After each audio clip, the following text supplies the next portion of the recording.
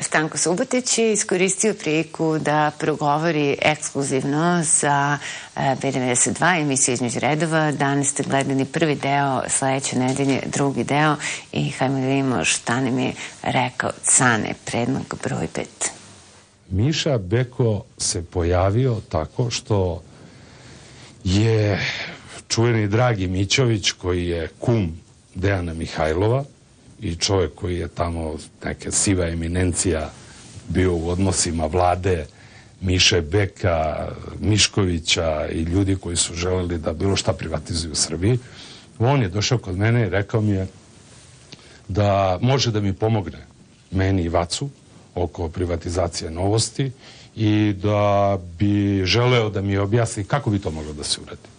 Znači, rekao mi je da je to praktično predlog vlade, da je to predlog koji je Dejan Mihajlov uputio meni i Vacu.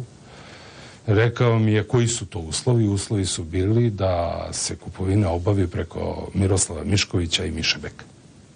I da je to jedini način. Meni je to bilo jasno da je u pitanju, znači, to da žele, da je to reket, da žele da uzmu deo profita od organizacije prodaje akcije Večernjih Novosti.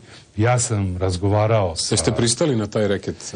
Pa koliko vidim jeste. Na kraju se može reći da jesam, naravno. Miša Beko je inače tu bio veliki operativac. On je inače veliki operativac u prevarama. Mišković je veliki gospodin, on je po strani, on samo nadzire od gore, povremeno potapše po leđima, odobri, ne odobri i tako dalje. Znači, oni su zajedno kao grupa jedna prema meni nastupili tako što su me reketirali.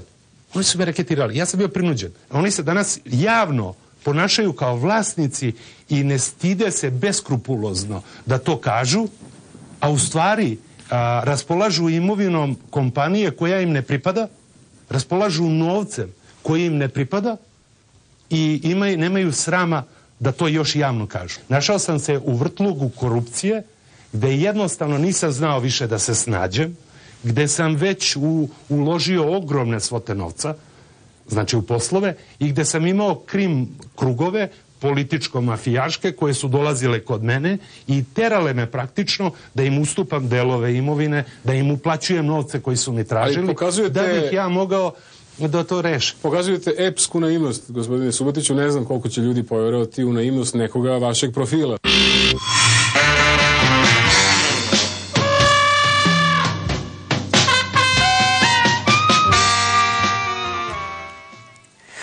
Naravno, kad se reformiša ovo pravosuđe, onda će sve ove teme da se završe na sudu. Dotle traju diskusije na evropskom nivou na temu reforme pravosuđa. Gledamo kako izgleda poslednja u parlamentu, predlog broj 6.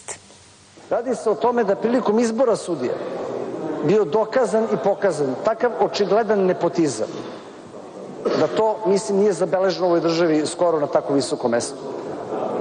Da se sin predsjednice Visokog saveta sudstva bira na sudijsku funkciju, da predsjednica Visokog saveta sudstva makar ne izuzme svoj glas ili svoje učešće u radu u tom trenutku.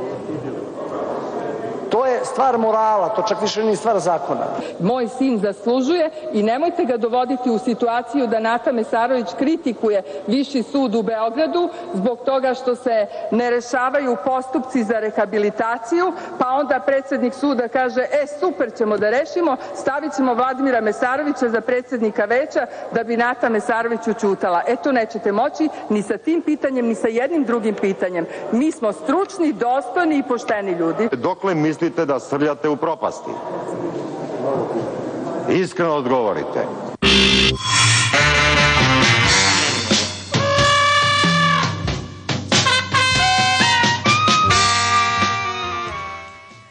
Na mestu broj 7 i posljednjem predlogu za proteklu nedelju gledamo kako su se ponašali Božidar Đelić i Mlađan Dinkić kad su bili mali.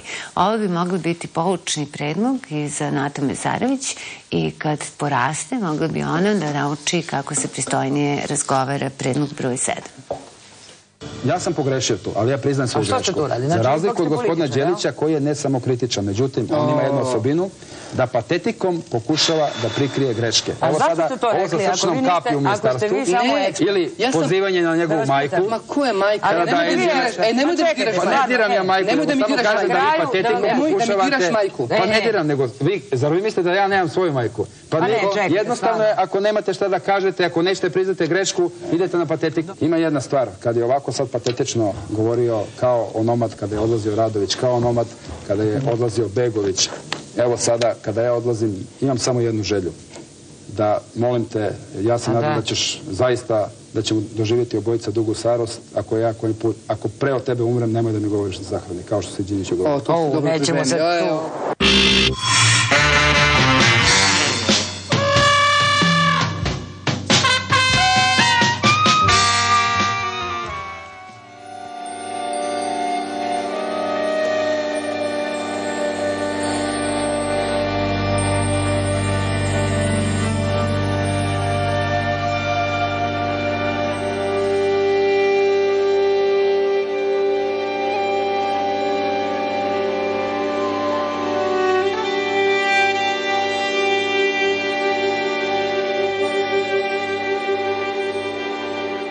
Dobroveče, izvolite. Izvolite, dobroveče. Pa dobro zvuči ovo šuštanje, pa ćemo zato da kažemo laku noć.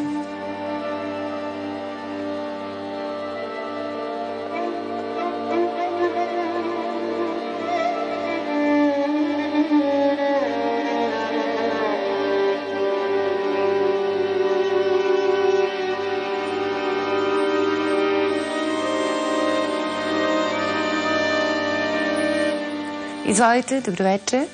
Dobroveče. Izvolite. Zovem iz Ljiga, utisak broj 2. A tu bi mogao da dođe i broj 3, da se nadoveže. Pa, šta reći, kada manekeni vode državu, onda i politika i spoljna i unutarnja manekenska.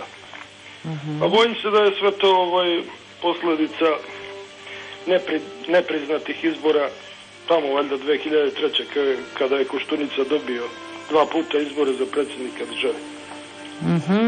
Dobro. Pa čini mi se. Wikileaks javlja, hvala vam prijatelj. Da.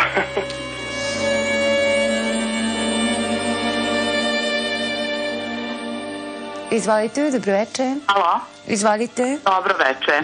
Zorica, Novi Sad. Glasam za predlog broj 2, što je i tema bila večerašnje emisije. Super ste bili vi i Boško Jakšić. Baš je provlačila se i komika, nažalost, i stvarno nam tako izgleda diplomacija. Gospodin Boško je sve rekao što sam i ja mislila i mislila još i da pitam uopšte o toj našoj spoljnoj politici, gubitničkoj, da ne znamo gde smo, strategija jedna konfuzna i to. I sada mene interesuje, ja ne znam sad kao građanin, da li je Srbija učestvovala u Oslu? Da li se to negde tamo zapisalo da je Srbija učestvovala, pošto tamo ni ambasador naš nije bio? Se zapisalo, Saša? To me interesuje. Da, evo, jeste, evo dobijemo odgovor. A zapisano je da smo učestvovali. A za Kinu, kako Kina tretira, je kao da smo bili učesnici? Da, kao da smo bili učesnici i kaže da nas potpuno razume i da se ne ljuti. Dobro, znači bit će most. Moći će završiti, jer neće biti problema. Oko toga ne brinite, da. A što se tiče gospodina Vuka Jeremića, ja mislim da neće on biti smenjen. Ako i slučajno bude, biće nastavljena ista politika, pošto nije, ja mislim, on glavni tu u vođenju politike. Pa dobro, učestvujte onda u ovom pitanju Nobel za brljotine, dakle dodeljen je i ja mislim da je to retka stvar oko kojeg se Antonić i Boško Jakšić slože. Obojice su dodeljeni premijeru Cvetkoviću, a vi? I ja isto mislim kao oni. Kažem, potpuno se sa gospodinom Jakšićem slažem. Ali morat ćete sad i sa Antonićem. Čak i on u nekim momentima, svaka mu čast, nikad se sa njim nisam slagala, ali sada je bio, baš ima deo gde je baš bio dobar u komentarima. Ani džemper mu nije loš. Hvala vam, prijatno. Nije, doviđenja.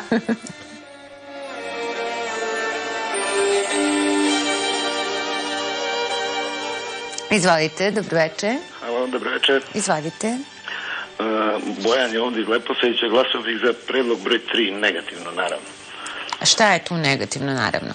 Pa negativno je to što nam se predsjednik već duže vreme vrlo dvolično obraća i da mu je svaka izjava u stvari dvosmislena, apropo Nobela, apropo izbora na Kosovu, apropo Mladića i apropo svega što se u ovoj našoj državi dešava. I ja zamolio bih ako mogu da jedno pitanje postavim gospodinu Jankoviću. Izvolite.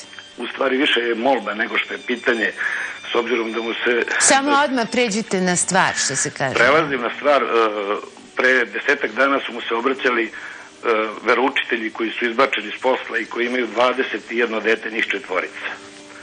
I od strane njegove kancelarije su, da tako kažem, otkačeni, a ljudi imaju uredne ugovore sa Ministarstvom prosvete i prosto otkačeni su. Evo, odmah ćemo da ga pustimo. Dakle, niste otkačeni, nego...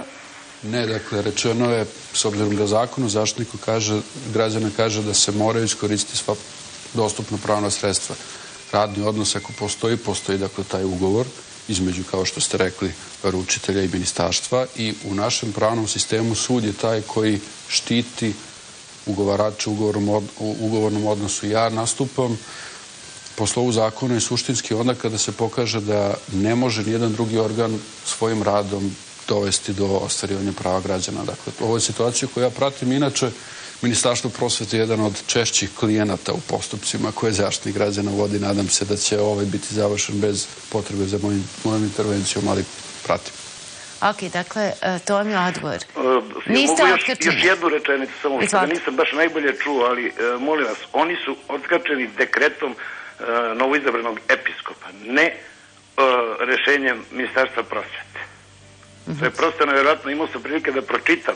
Pošto je Saša Janković sad rekao da vas prati, znači pratit će i to. Hvala vam najljepše.